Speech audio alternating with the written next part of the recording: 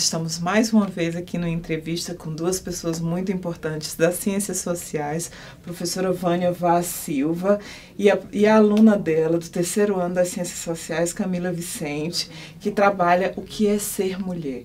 Sejam bem-vindas, meninas. Obrigada. Vânia, eu queria começar contigo perguntando como as ciências sociais permitem abordar a questão o que é ser mulher. Então, as ciências sociais, a antropologia, a sociologia e a ciência política permitem multiplicar as perspectivas a respeito dessa questão. Hoje no Brasil existem muitos grupos tentando responder essa pergunta de um modo essencialista. E as ciências sociais vão mostrar que não há um modo correto, nenhum modo natural, nenhum modo único de ser mulher. A antropologia, ela vai mostrar que em diversas culturas diferentes, em sociedades diferentes, o papel da mulher, a identidade da mulher e o modo de se construir como mulher foram feitos de modos diferentes, aconteceram de modos diferentes. A sociologia vai mostrar que numa mesma sociedade são as relações sociais que vão moldando as pessoas para se definirem ou para se constituírem como mulheres, como homens, para estabelecer uma relação consigo mesmas, com as outras pessoas. E a ciência política, que é a minha área de especialidade, ela vai mostrar como que a mulher atua, tanto na esfera pública quanto na esfera privada.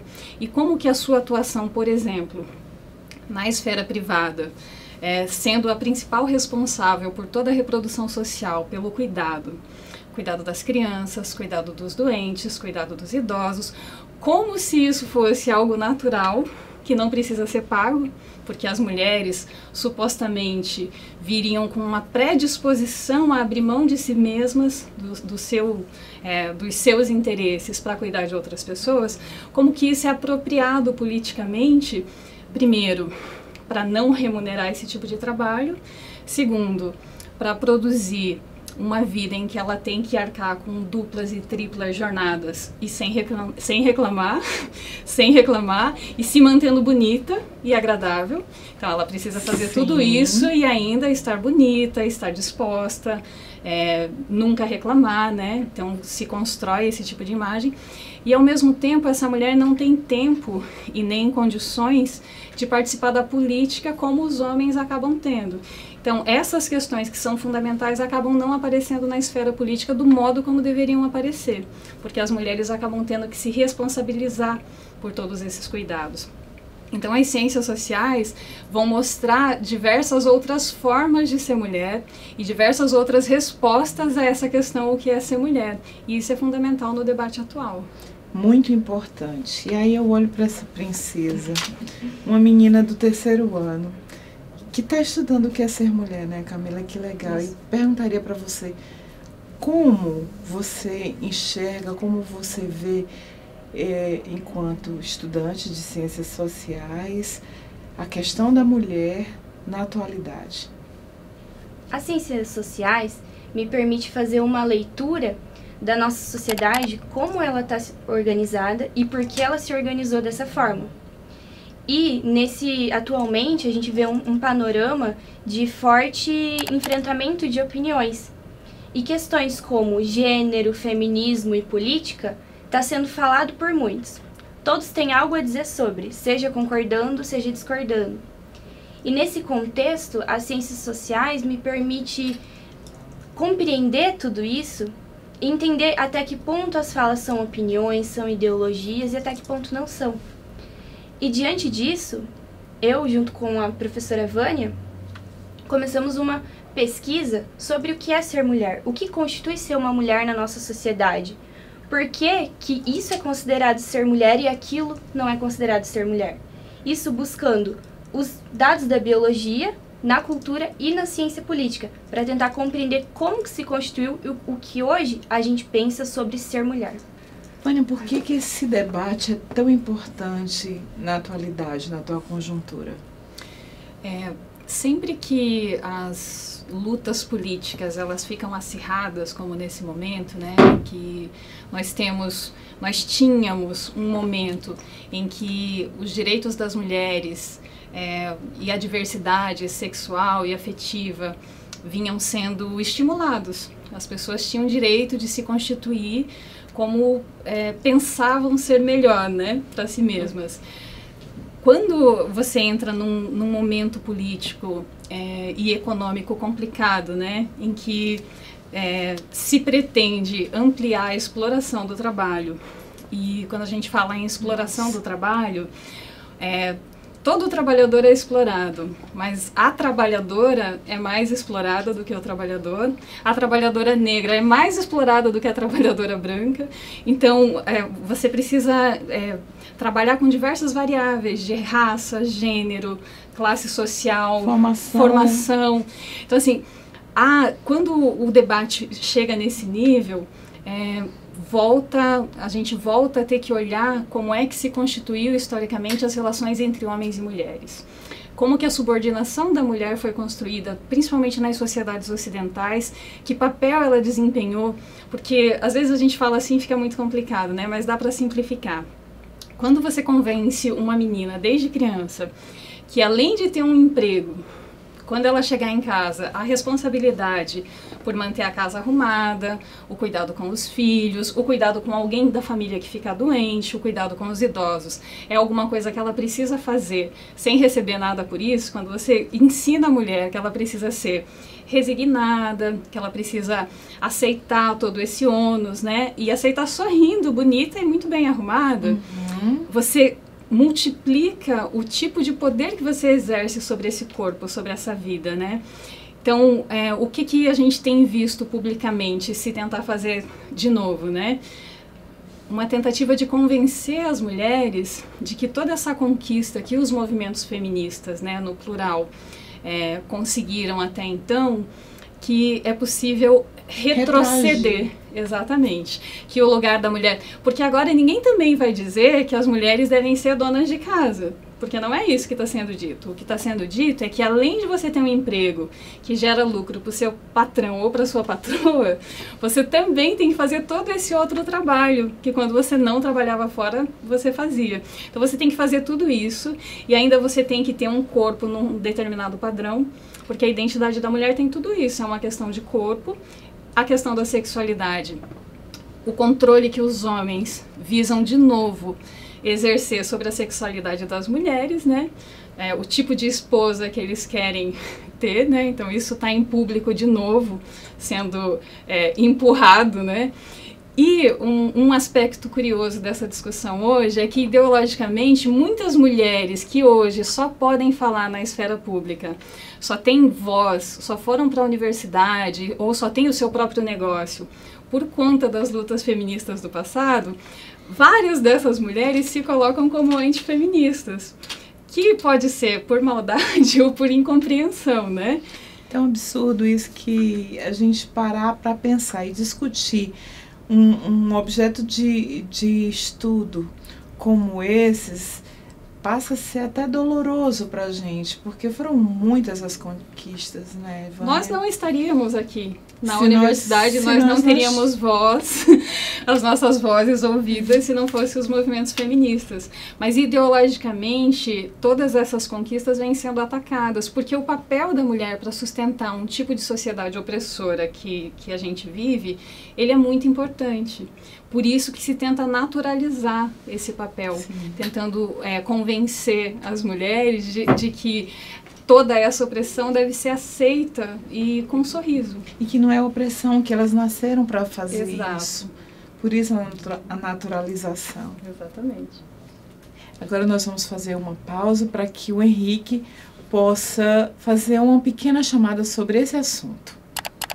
Nessa entrevista para a professora Vânia, o questionamento de o que é ser mulher vem sendo feito há muito tempo em diversos setores da sociedade. Mais importante do que responder essa questão é continuar perguntando e abrir diálogo para que novas respostas possam ser dadas por diferentes pessoas em diferentes situações. O Datafolha entrevistou 2.086 pessoas nos dias 2 e 3 de abril de 2019. Sobre o feminismo, a pesquisa aponta que 38% das mulheres se consideram feministas, 56% rejeitam participar do movimento e 6% não possuem opinião sobre o assunto.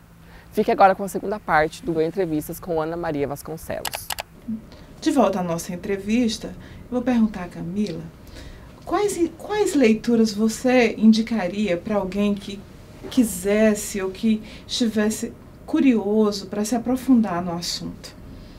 Assim, a pesquisa que eu comentei anteriormente, para ela vai ser utilizado principalmente o livro volume 1 do Segundo Sexo, da Simone de Beauvoir. A gente vai analisar a primeira parte desse livro, que vai trabalhar com os dados da biologia, o ponto de vista da psicanálise e o ponto de vista do materialismo histórico, como que se foi construindo essa narrativa sobre o que é ser mulher. A gente também vai trabalhar com autoras contemporâneas a Simone de Beauvoir, que em certa medida superam alguns conceitos e algumas proposições da Beauvoir. A ideia é que a gente trabalhe o que é ser mulher partindo de teóricas mulheres. Uma opção de leitura para quem está começando no assunto é o livro Feminismo para os 99%, um manifesto. Ele é escrito pela Cinthia Arruza, Titi Bhattacharya e Nancy Fraser. E ele é bem introdutório nesse assunto e vai trazer vários temas importantes do feminismo de uma forma mais acessível. E ele também vai fazer uma crítica ao feminismo liberal e trabalhar de questões práticas do feminismo, como, por exemplo, a greve das mulheres, porque essas autoras estavam trabalhando na organização desses movimentos. Mas também, para iniciar o assunto com alguém, eu acho interessante usar outras plataformas, como, por exemplo, vídeos. No YouTube tem 2 canais que eu gosto, que é o da Jut Jut e o Tese 11.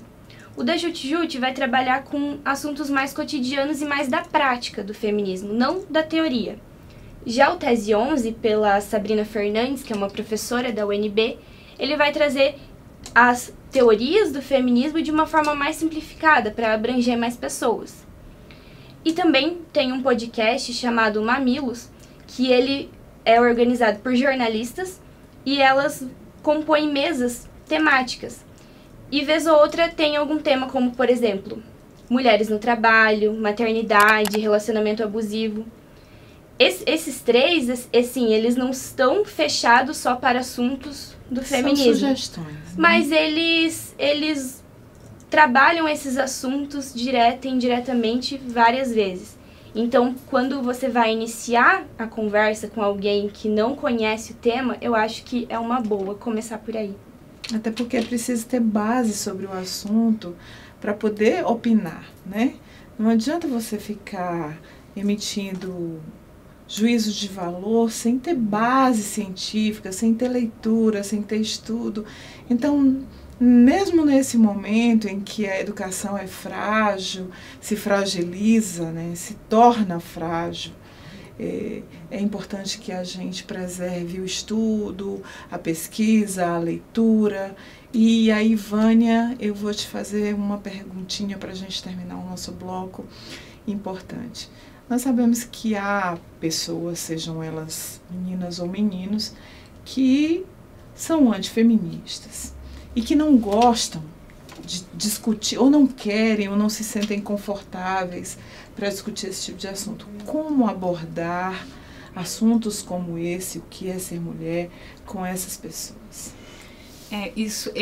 Essa pergunta que você faz, ela é fundamental. Eu acho que para esse momento político é a questão mais importante, porque nós acabamos tendo guetos. Nós temos um gueto nas ciências humanas de pessoas que entendem a questão, que conhecem teoricamente, historicamente, sociologicamente como se deu a subordinação das mulheres, mas que acabam tendo dificuldade para falar com as outras pessoas, principalmente com essas pessoas que têm se declarado como antifeministas, porque até Simone de Beauvoir diz no livro, esse assunto, essa discussão sobre a mulher é um pouco irritante, né? Ela é uma discussão muito difícil de fazer.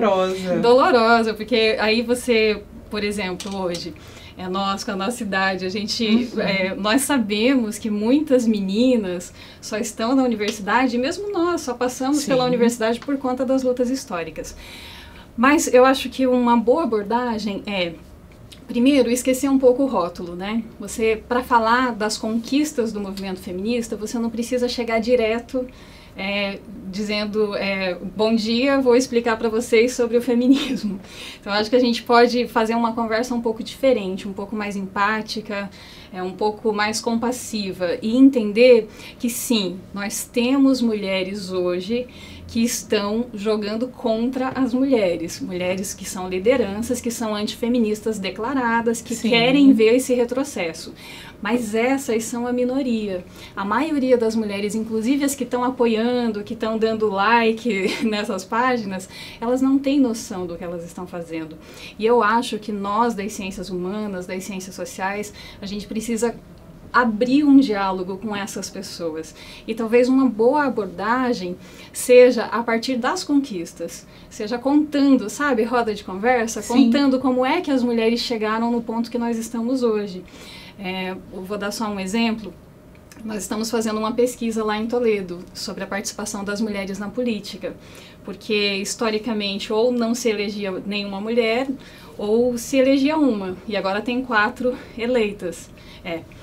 Mas é bom, mas isso não significa necessariamente que essas mulheres sejam feministas e estejam defendendo os direitos das mulheres. Então a gente precisa conseguir conversar com cada mulher em cada posição que ela esteja, e eu chamaria todo mundo para fazer essa conversa justamente com essas mulheres que estão se dizendo antifeministas e que só tem a sua voz hoje por causa do movimento feminista, de conseguir fazer uma conversa mais empática e compassiva e entender que às vezes é incompreensão, às vezes é manipulação, às vezes é alienação, às vezes é porque ela está presa de um discurso ideológico que tem vindo com força total, não só no Brasil, mas no mundo.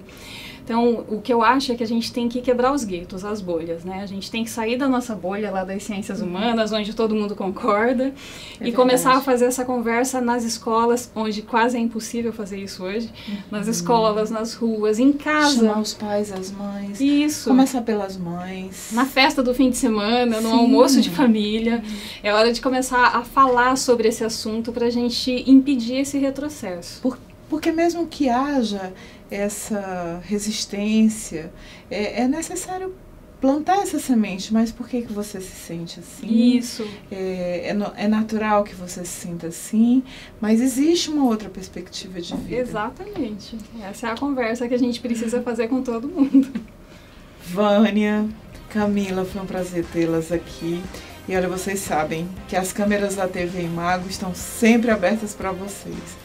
Muito obrigada pela presença de vocês aqui conosco. Nós que agradecemos. Obrigada.